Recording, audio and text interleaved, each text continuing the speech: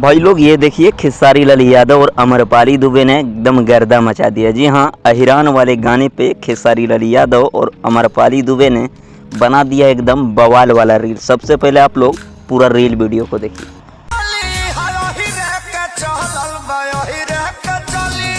तो भाई लोग इससे कहते हैं तबाही किस प्रकार से मचाया जाता है, कोई खेसारी लाल यादव से सीखे। भाई गाना आते ही एकदम गर्दा मचा दिया और भाई बैक टू बैक धमाका पे धमाका आते ही जा रहा है लगातार। अब देखिएगा खेसारी का बैक टू बैक गाना आने वाला है, कल ये भी गाना आने वाला है।